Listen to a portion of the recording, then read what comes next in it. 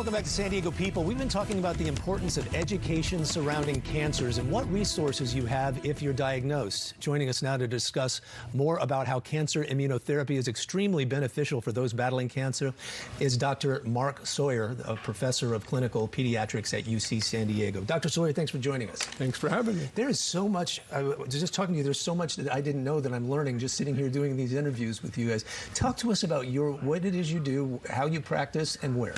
So I'm a pediatric infectious disease specialist, which means I deal with infections mostly in children. But one of my main interests in that larger field is vaccines and giving vaccines to both children and adults to prevent infectious diseases, one of which we're talking about today, which is this HPV virus that causes cancer. And is this something that anybody should take, this Yes, HPV vaccination? Absolutely. We are all at risk of getting this cancer. People don't realize how common it is. And part of the reason is most people are never aware that they've had this infection. In other words, it's silent. And in the majority of people, their immune system clears it and they're fine. But it's in the minority of people where they have a big problem. And those are not small numbers, even though it's a minority. So there are something like between 30 and 40,000 cancers every year in the United States caused by this infection. And how many of those could be prevented by getting a vaccination, in your opinion? Almost all of them Really? could be prevented. The vaccine is very, very effective and it's very safe, but you have to get it before you're exposed to the virus. And that's the challenge we're facing, is to get particularly our adolescent population immunized so that they're not going to be at risk. Because you said, you were telling me that this is sexually transmitted. Exactly. It takes intimate contact, but since people are silently infected, they don't know that they may be passing it on to their partner. And it's too late by the time you've already been infected. What is the youngest a person could get this vaccination? The vaccine can be started at age 9.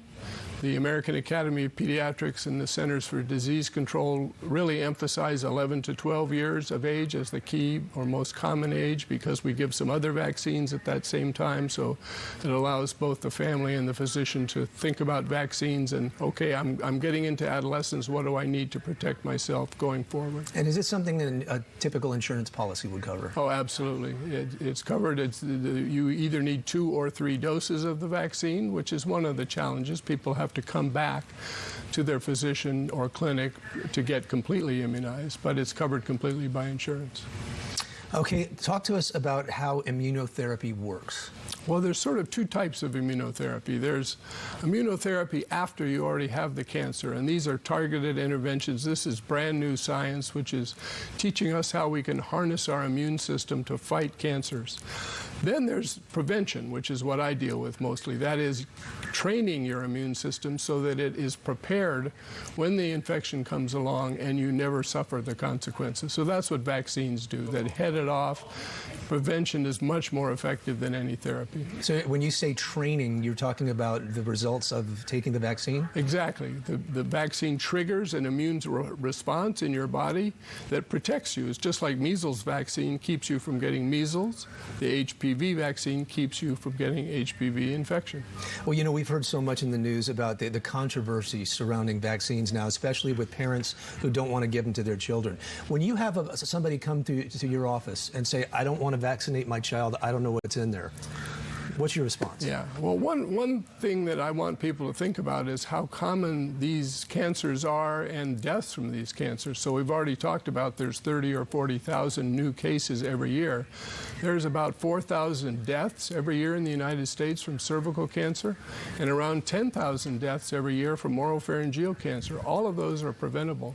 So parents who choose not to immunize are basically taking a chance that their child is going to be one who goes on to get one of these cancers. And you said adolescence is the best time to vaccinate? It's the best time. The virus takes years to cause cancer, and if you can prevent infection in adolescence, then people are going to be safe for the rest of their lives. And how long has this been around, this vaccine? You know, that surprises some people. We've had this vaccine longer than we've had iPads. This vaccine first came out in 2006, so we have almost 15 years of experience with wide use in the United States. That experience has showed us that this vaccine is very safe.